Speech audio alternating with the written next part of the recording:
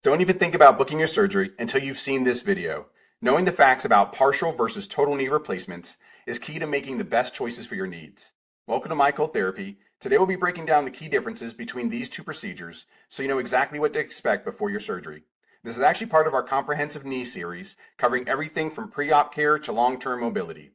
If you find these guides helpful, hit like and subscribe, and drop a comment below with your questions or any videos you might like to see next.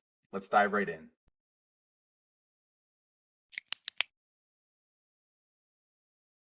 We'll begin by looking at the anatomical differences and goals of partial and total knee replacement. Partial knee replacement is designed for isolated damage in one compartment. It focuses on resurfacing the joint while keeping healthy bone and ligaments, ACL and PCL, intact. The benefit: a more natural feel during motion due to preserved ligament integrity. Total knee replacement is the gold standard for advanced multi-compartment arthritis. All three areas of the knee are replaced with metal and plastic components. The benefit: high long-term reliability and complete pain relief for severe bone-on-bone wear. This feature comparison matrix highlights the key differences. Partial knee replacement addresses one damaged compartment, preserves ligaments, offers a faster recovery, and typically lasts 10 to 15 years. Total knee replacement addresses all three compartments, replaces or modifies ligaments, requires a longer recovery, and can last 20 to 25 or more years. Next, we will discuss the debate on why running after replacement is a critical clinical conversation. Quick time out. If you're finding this walkthrough helpful, do us a huge favor and hit like and subscribe.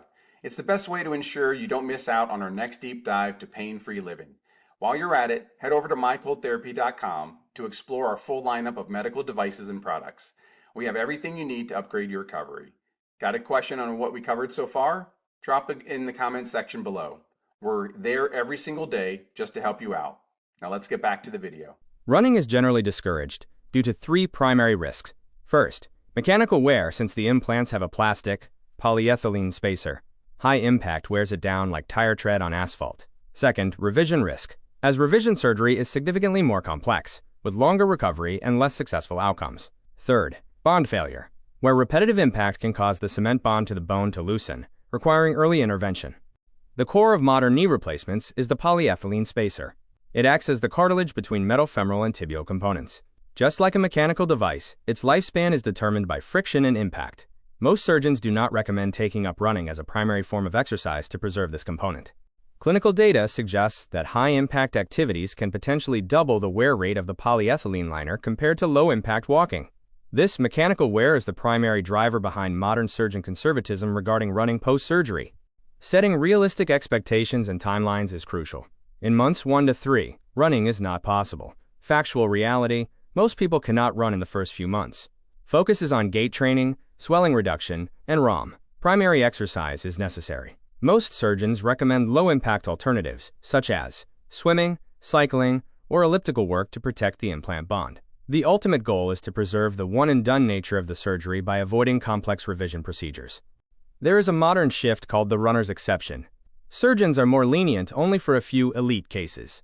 Criteria include high bone density, strong musculature, and a healthy BMI. This is aided by improved materials. Newer cross-linked polyethylene liners are more durable than those used 20 years ago, offering some optimism for light activity. However, consultation is mandatory. Even with better materials, running risks a shorter implant lifespan. Surgeon recommendations clearly favor low-impact activities such as swimming, pedaling with a stationary bike, and walking as primary sources of exercise. Only 6% routinely recommend running or jogging as a primary exercise post-TKR. Protect your progress. Every knee is unique, but mechanical limits are universal.